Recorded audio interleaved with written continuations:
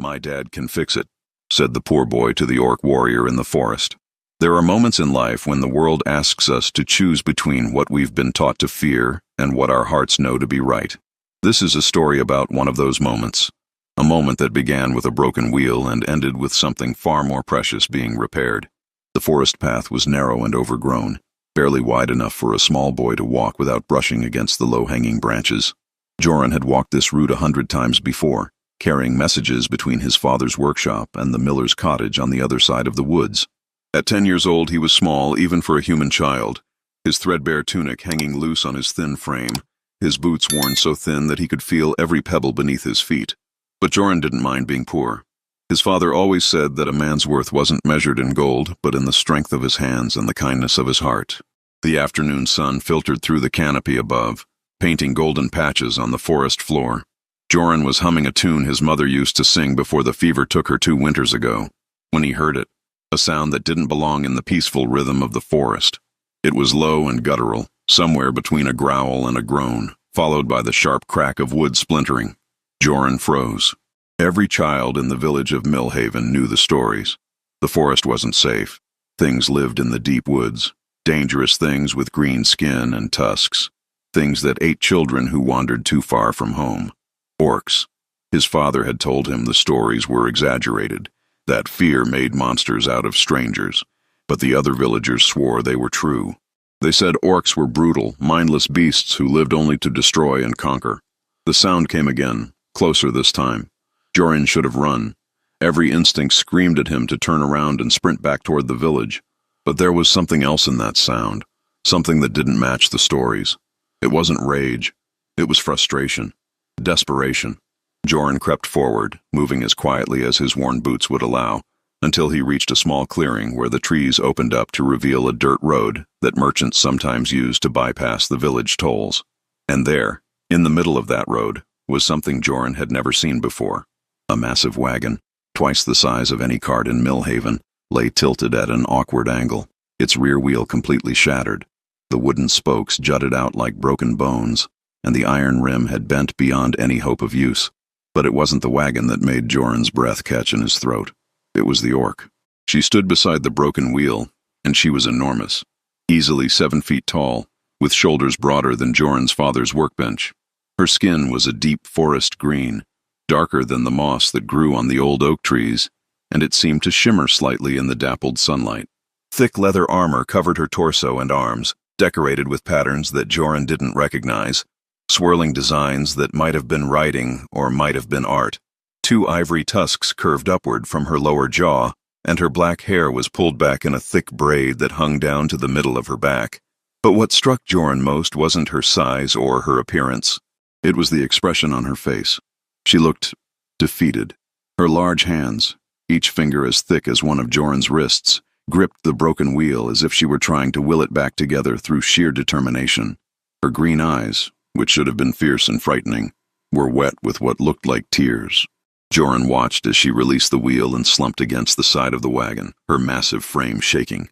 From inside the covered wagon bed came a sound that made Joran's heart clench, a weak, rattling cough. Someone was in there, someone who sounded very sick.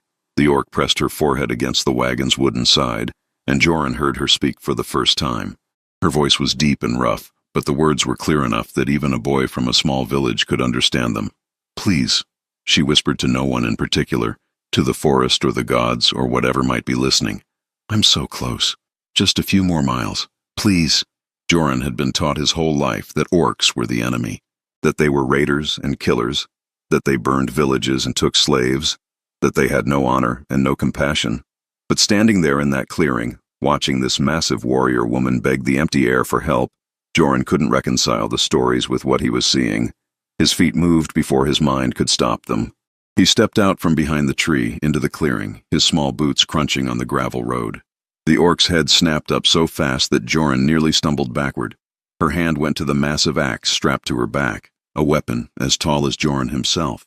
And for one terrifying moment, those green eyes locked onto him with an intensity that made his knees weak.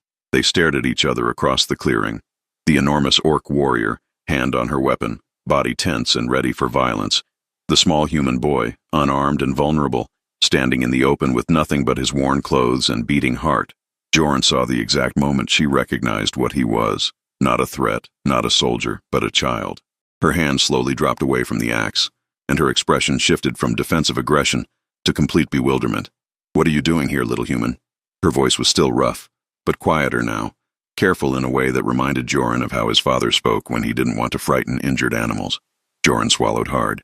His voice came out smaller than he wanted. I heard the noise. Are you okay?" The orc's eyes widened. She looked at him as if he just asked her something in a language she didn't know. "Am I okay?" She repeated the words like they were foreign. Then her gaze shifted to the broken wheel, and something in her expression crumbled. "No, little one, I am not okay." Another cough came from inside the wagon, weaker than before. The orc flinched at the sound, and Joran saw her jaw tighten, her tusks catching the light as she clenched her teeth against what looked like physical pain. "Someone's sick," Joran said, taking another small step forward. "In your wagon." "My daughter." The words came out as barely more than a whisper. "She has the wasting fever. The human healers in Thornhaven said they could help her, that they had medicine, but I have to get there before." She didn't finish the sentence. She didn't need to. Joran's mind raced. Thornhaven was the big city, 3 days' travel to the north. If this orc woman's daughter had the wasting fever, the same sickness that took his mother, then time wasn't just important. It was everything. He looked at the shattered wheel, then at the wagon, then at the orc who was watching him with a mixture of suspicion and desperate hope that she was clearly trying to hide. "My dad can fix it," Joran said. The orc blinked. "What?" "The wheel."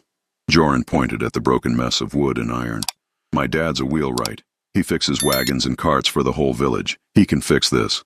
For a long moment, the orc just stared at him. Then she shook her head slowly, her braids swaying. "Little one, I appreciate your kindness, but I cannot go into a human village. Your people would—" She trailed off, but Joran understood. They would attack her, drive her away. Maybe worse. "He doesn't have to come here," Joran said quickly. "He can come to you. He brings his tools when he works on the miller's cart. I can bring him here." "Why would you do this?" The orc's voice was thick with disbelief. I am an orc. Your people fear us, hate us." Joran thought about his mother, about the way she'd grown weaker and weaker while the village healer shook his head and said there was nothing to be done. He thought about how he would have given anything, everything, for someone to help her, for someone to care. He looked up at the massive green-skinned warrior, at the fear and hope warring in her eyes, and he thought about what his father always said. A man's worth isn't measured in gold, but in the strength of his hands and the kindness of his heart. "Because your daughter is sick," Joran said simply, "and my dad can help." Vokra Stonefist had fought in 3 wars. She had stood shoulder to shoulder with her clan brothers and sisters as they defended their homeland from raiders. She had earned her name by crushing an enemy's skull with a single punch during the Battle of the Broken Spear. She had survived things that would kill most warriors, and she had done it all without shedding a single tear. But when this small human boy, this child who should have run screaming at the sight of her, looked up at her with clear eyes and offered help without asking for anything in return, Vokra felt something break inside her chest. Her voice caught. She cleared her throat roughly. "I have coin. I can pay your father for his work." The boy shook his head. "Tell him about your daughter first. He'll want to help once he knows." And then, before Vokra could say anything else, the small child turned and ran back into the forest, disappearing between the trees like a rabbit darting into its burrow. Vokra stood there in the fading afternoon light, her massive frame dwarfing the broken wagon, and tried to process what had just happened. A human child had found her, a lone orc, vulnerable and desperate in the middle of nowhere, and instead of running, instead of fetching soldiers or hunters, he had offered help. From inside the wagon, her daughter Keela coughed again. Vokra moved to the back of the wagon and climbed in, ducking her head to fit through the opening. The space inside was cramped even for a human, but Vokra had learned to fold herself small when she needed to. Keela lay on a pile of furs, her small body, small for an orc anyway, though she would still dwarf a human child, wrapped in blankets despite the warmth of the day. Her skin had lost its healthy green color, fading to a sickly gray-green that made Vokra's heart ache. Her daughter's tusks were just starting to grow in, tiny white points that would someday be as proud as her mother's, if she lived long enough to see them grow. "Mama?" Kayla's voice was weak, barely audible. "I'm here, little warrior." Vokra took her daughter's hand, marveling as she always did at how something so precious could exist in a world so cruel. I'm here. Are we moving again? Vokra's throat tightened. Soon, my heart. Very soon. She wanted to believe it. She wanted to believe that the human boy would return, that his father would help, that there was still hope. But hope was a dangerous thing for an orc. Hope made you soft. Hope made you vulnerable. Hope made you human. 20 minutes later, though it felt like hours, Vokra heard footsteps approaching. She climbed out of the wagon, her hand instinctively moving to her axe, her warrior's instincts overriding her desperate circumstances. Two figures emerged from the forest path. The boy, Joran, was in the lead, practically bouncing with nervous energy. Behind him walked a man who was clearly his father. They had the same dark hair, the same gentle eyes, though the father's face was weathered by work and time. He was tall for a human, maybe 6 feet, with the broad shoulders and calloused hands of someone who worked with his hands. He carried a leather satchel over one shoulder that clinked with the sound of tools. The man, Halden, Joran had called him during their hurried conversation, stopped at the edge of the clearing and stared at Vokra. She could see him taking in her size, her appearance, the axe on her back. She stood perfectly still, letting him look, letting him process. She'd learned long ago that sudden movements only made humans more afraid. Joran tugged on his father's sleeve. Dad, this is… He looked up at Vokra, realizing he didn't know her name. Vokra, she said quietly. Vokra Stonefist of the Ironwood clan. Halden's eyes widened slightly at the clan name. Even humans had heard of the Ironwood clan. They were legendary warriors, some of the fiercest in the Orcish territories, which made the sight before him all the more surreal. A legendary orc warrior, standing beside a broken wagon in the middle of nowhere, looking at him like he was her last hope in the world. Halden, he said finally. Halden Cooper, wheelwright of Millhaven. He paused, then added, Joran says your daughter is sick. Vokra's jaw tightened. She nodded once, sharp and controlled, but Halden saw the way her massive hands clenched into fists at her sides. The wasting fever, she said. The healers in Thornhaven have medicine, but I need… She gestured helplessly at the broken wheel. Halden walked forward slowly, circling the wagon to examine the damage. Vokra tracked his movement, but didn't interfere. Joran stood near his father, watching everything with wide, curious eyes. This is Orcish work, Halden said, running his hand over the wagon's frame. Good craftsmanship, strong. He crouched beside the broken wheel, examining the shattered spokes and bent rim. But the wheel itself is beyond repair. The wood is split clean through, and the iron is warped. I can't fix this. Vokra felt her last hope crumble. Of course it couldn't be fixed. Nothing in her life had ever been that easy. But, Halden continued, standing up and brushing the dirt from his hands, I can build you a new one. Vokra's head snapped up. What? I have spare wheels at my workshop, Halden said. None quite this size, but I can modify one. Reinforce the spokes, forge a new rim. It'll take a few hours, but I can do it. He looked at her directly, his gentle human eyes meeting her fierce orcish ones. I can get you moving again by nightfall. I have coin, Vokra said immediately, reaching for the pouch at her belt. I can pay. Halden held up a hand. Keep your coin. No one should have to pay for help when their child is dying. Those words, simple, straightforward, human, hit Vokra harder than any weapon ever had. She stood there, this massive warrior who had never shown weakness on any battlefield, and felt tears burning in her eyes. Why? The word came out rough, almost angry. Why would you help me? I am orc. You are human. Our peoples have been at war for generations. Halden looked at his son, at Joran standing there with his chin lifted proudly, and then back at Vokra. Because, he said simply, a sick child doesn't care about the color of their mother's skin, and neither do I. Halden worked like a man possessed. He took measurements of the wagon's axle, examined the weight distribution, calculated the size and strength needed for the replacement wheel. Joran helped where he could, holding tools and fetching things from his father's satchel, but mostly he sat near the wagon's opening, talking to the sick orc child inside. What's your name? Joran asked, peering into the dim interior. Kayla, came the weak reply. Kayla Stonefist. That's a strong name. Stonefist. Does your family hit lots of stones? A tiny laugh, barely more than a wheeze. My mama earned that name in battle. She's the strongest warrior in our clan. My mama was strong too, Joran said quietly. She died when I was 8. Same sickness you have. There was silence from inside the wagon. Then, I'm sorry. Me too, but you're going to be okay. The healers in Thornhaven will make you better. How do you know? Because my dad's fixing your wheel. And my dad can fix anything. While they talked, Halden had run back to his workshop, a full sprint that left him breathless, and returned with a wheel that was close enough in size. He set to work immediately, using tools that Vokra had never seen before. Human tools, delicate and precise in ways that orcish metalwork wasn't. Orcs built for strength and durability. Humans built for efficiency and elegance. Vokra watched him work, fascinated despite herself. His hands moved with practiced confidence, shaving down spokes, hammering the iron rim into shape, measuring and adjusting with an attention to detail that reminded her of the clan's master weaponsmiths. "You are skilled," she said after a while. Halden glanced up, surprised. It was the first time the orc had spoken directly to him since he'd started working. "Thank you. My father taught me the trade. His father before him. 3 generations of wheelwrights. Among my people, such knowledge is sacred," Vokra said. "Passed from parent to child. It is how we honor our ancestors." "Same here," Halden said. He paused, then asked carefully, "Your daughter? She's young to be traveling such a distance. Is her father dead?" Vokra said flatly. "Killed in a raid 2 years ago. Human soldiers from the south." Halden's hand stilled. "I'm sorry."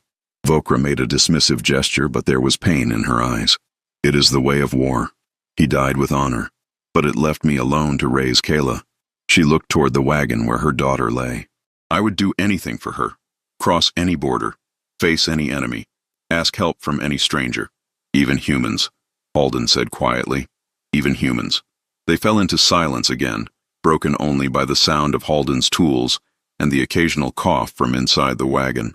The sun was starting to sink lower in the sky, painting the clearing in shades of orange and gold. Joran appeared beside Vokra, looking up at her with those curious eyes. "Are all orcs as big as you?" "Joran!" Halden's voice was sharp with embarrassment, but Vokra surprised them both by laughing, a deep, rough sound that seemed to startle her as much as them. "It's all right. The little one is curious." She crouched down, bringing herself closer to Joran's eye level. Though even crouched, she was still much larger than the boy. "Yes, most orcs are about my size. Some bigger, some smaller. But all of us are bigger than humans. Why? We don't know. The shamans say it's because our ancestors were blessed by the earth spirits, given strength to survive in harsh lands. Humans say it's because we were cursed by their gods to be monsters." She shrugged her massive shoulders. "Who can say which is true?" Joran reached out tentatively and touched one of her tusks. Vokra went very still, letting him. His small finger traced the smooth ivory. "Does it hurt?" "No. They grow from our jaw like your teeth. We don't feel them unless they're damaged. They're pretty," Joran said matter-of-factly. "Different from us, but pretty." Vokra stared at this small human child who touched her without fear, who called her tusks pretty instead of monstrous, and felt something shift in her understanding of the world. "Your son is unusual," she said to Halden. Halden smiled without looking up from his work. His mother taught him to see people, not categories. She was good at that. She sounds like she was wise. She was. I miss her every day. More silence. Then Vokra spoke again, her voice quieter. "When Kayla's father died, I swore I would never trust a human. I swore I would teach her that your people were the enemy, that we must always be on guard, always ready for betrayal. And now?" Halden asked. Vokra looked at this human man working tirelessly to save her daughter's life, at this human boy who had run to fetch help instead of running away in fear, and she felt the weight of her old hatred starting to crack. "Now I think perhaps I was wrong." The sun was touching the horizon when Halden finally stood back and wiped the sweat from his forehead. "It's done." The new wheel sat beside the wagon, sturdy and strong, its spokes reinforced with iron bands that Halden had forged on a portable anvil he'd brought from his workshop. It wasn't identical to the original Orcish wheel, but it was close enough, and it would hold. Together, the massive orc warrior and the human wheelwright, they lifted the wagon and mounted the new wheel onto the axle. It was awkward work, requiring Vokra's strength and Halden's precision, but they managed it. When the wheel was secured and Halden had tightened the final bolt, he stepped back and nodded. "Give it a try."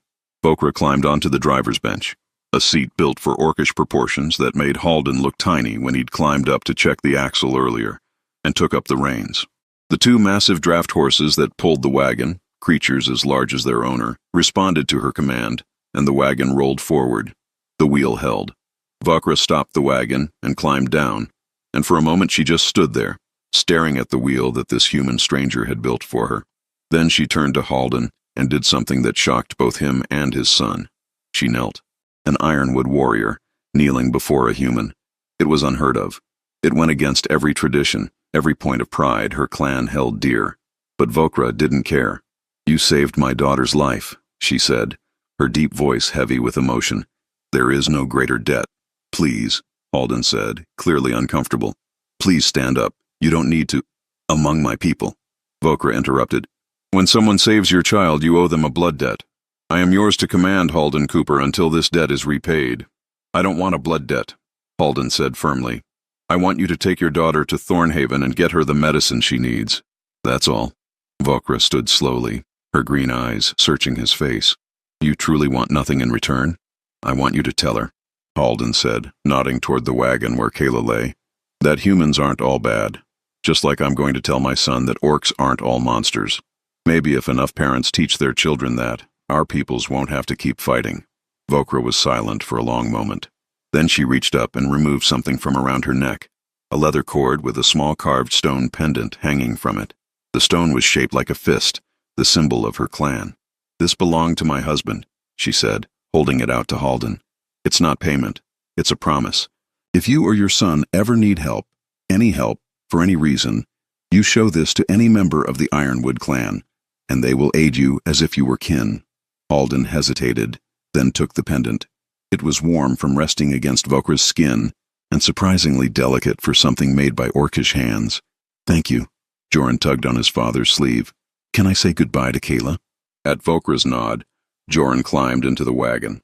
Halden could hear the murmur of children's voices, one weak and raspy, one young and bright, exchanging farewells. "Your boy has a good heart," Vokra said. "He gets that from his mother. And from his father, I think." Joran emerged from the wagon and stood beside his father. Vokra climbed back onto the driver's bench, taking up the reins. The horses shifted, ready to move. "Vokra," Halden called out, "I hope your daughter recovers." "Thank you, Halden Cooper, and thank you, young Joran." She looked at them both, these two humans who had helped her when they had every reason to turn away. "May the ancestor spirits watch over you both." "May God keep you safe," Halden replied. And then the wagon was moving, rolling down the forest road toward the north, toward Thornhaven, toward Hope. Halden and Joran stood in the clearing and watched until it disappeared around a bend in the road, swallowed by the growing darkness. "Dad?" Joran's voice was small in the quiet. "Yes, son. Do you think Kayla will be okay?" Halden put his hand on his son's shoulder. "I think she has a warrior for a mother who won't let anything stop her from saving her daughter. And I think the healers in Thornhaven are going to help her." He squeezed gently. "But mostly, I think that what we did today, showing kindness to someone who needed it, that matters regardless of what happens next. Because it was the right thing to do. Because it was the right thing to do." They walked home together through the darkening forest, father and son, carrying their tools and the weight of a choice that felt both simple and profound. The news spread through Millhaven like wildfire. By the time Halden and Joran reached their small cottage on the edge of the village, half the town seemed to be waiting for them. Bran, the village elder, stood at the front of the crowd, his weathered face creased with anger. "Is it true? Did you help an orc?" Halden set down his tool satchel carefully before answering. "I helped a mother whose child was dying." "Yes." Murmurs rippled through the crowd. Angry voices, frightened voices, accusing voices. "They killed my brother in the border raids. You brought one of them here? To our village? What were you thinking?" Halden held up his hands. "I didn't bring her here. I went to her. She was stranded in the forest with a broken wagon, trying to get her sick daughter to Thornhaven for medicine." "And you helped her?" Bran's voice was sharp with disbelief. "After everything orcs have done to our people?" "Yes," Halden said simply. "I helped her." "You've betrayed us all," someone shouted from the crowd. "No." The word came from Joran, small but fierce. The crowd fell silent, startled by the interruption. "My dad helped someone who needed help. That's not betrayal. That's what good people do." "Boy, you don't understand," Bran said, his tone gentler but still firm. "Orcs are dangerous. They're not like us." "She was like us," Joran insisted. "She was scared for her daughter, just like Dad was scared for Mom when she was sick. She cried, just like we did. She loved someone, just like we do." His voice cracked slightly. She wasn't different where it mattered. Halden felt pride swell in his chest. His son, his brave, compassionate son, was standing up for what was right in front of an angry mob. The boy speaks truly, Halden said, looking at Bran directly. I understand your anger. I understand your fear. Many of you have lost loved ones in the wars with the Orcish clans. But that mother I helped today wasn't a warrior on a battlefield. She was just someone trying to save her child. And if we can't show mercy in that situation, then what kind of people are we? The kind who survive, Bran said coldly. No, Halden replied. The kind who are already dead inside. The crowd stirred uncomfortably. Some faces remained hard and angry, but others, particularly those who had children of their own, looked uncertain. What's done is done, Bran said finally. But mark my words, Halden Cooper. If that orc brings trouble to this village, it's on your head. I'll accept that responsibility, Halden said. The crowd dispersed slowly, breaking into smaller groups that whispered and argued as they walked away. Some people clapped Halden on the shoulder in support. Others glared at him with undisguised contempt. Most just left, unsure what to think. When they were finally alone, Halden knelt down and pulled Joran into a tight hug. I'm proud of you, he whispered into his son's hair. So proud. Were we wrong? Joran asked, his voice muffled against his father's shoulder. Everyone is so angry. No, son, we weren't wrong. Sometimes doing the right thing makes people angry. That doesn't make it less right. That night, Halden lay in bed and stared at the ceiling, the stone pendant from Vokra resting on his chest. He thought about the weight of choices, about the price of compassion, about the world he wanted his son to grow up in. He thought about a green-skinned warrior kneeling in the dirt, thanking him for something that should have been simple human decency. And he thought about how strange it was that showing basic kindness to someone in need could feel so much like an act of rebellion. 3 weeks passed. Halden returned to his work, fixing wheels and building carts, enduring the whispers and sideways glances from some of the villagers. Joran went about his usual tasks, carrying messages and helping his father, but something had changed in the boy. He walked taller now, spoke with more confidence, as if he'd discovered something important about himself during that day in the forest. Then, on a crisp autumn morning, a rider came to Millhaven. The rider was human, dressed in the colors of Thornhaven, carrying an official message for Halden Cooper. The entire village gathered as Halden broke the seal and read the letter aloud. It was from the Healers Guild in Thornhaven. It thanked Halden for his assistance in saving the life of one Keela Stonefist, daughter of Vokra Stonefist of the Ironwood clan. The letter went on to explain that Keela had arrived in time, that the medicine had worked, that she was recovering well and would make a full recovery. The letter also mentioned that Vokra had told the healers about the human wheelwright who had helped her without asking for payment or reward, who had shown her kindness when she expected only hatred. The Healers Guild, impressed by this act of compassion, had made a donation in Halden's name to the village of Millhaven, enough coin to build a new well in the town square, something the village had needed for years but couldn't afford. When Halden finished reading, the village square was silent. Bran cleared his throat. Well, he said gruffly, I suppose we should thank you, Halden. A new well will benefit everyone. Don't thank me, Halden said, folding the letter carefully. Thank the orc mother who kept her word. That night, as Joran lay in bed, he heard his father moving around downstairs. Curious, he crept down and found Halden standing by the window, holding the stone pendant and looking out at the forest. Dad? Halden turned. Can't sleep? I was thinking about Keela. I'm glad she's okay. Me too, son. Joran walked over and stood beside his father. Do you think we'll ever see them again? Vokra and Keela? I don't know. Maybe. Maybe not. Halden looked down at the pendant. But I think we'll remember them, and maybe that's enough. What do you mean? Halden knelt down so he was eye level with his son. Sometimes we meet people who change us, even if we only know them for a short time. They show us something about ourselves, something good or brave or compassionate that we didn't know was there. Vokra and Keela did that for us. They showed us that orcs can be good. They showed us that people are people, regardless of what they look like or where they come from. They showed us that kindness isn't about who deserves it. It's about who we choose to be. Joran thought about that for a moment. I want to be kind, like you. Halden pulled his son into a hug. You already are, Joran. You already are. Years would pass. Joran would grow into a young man, taking over his father's trade, becoming known throughout the region as a wheelwright who helped anyone who needed it, regardless of race or circumstance. The story of the day he and his father helped an orc warrior would become legend in Millhaven. Some would tell it as a cautionary tale, others as an inspiring one, but everyone would remember it.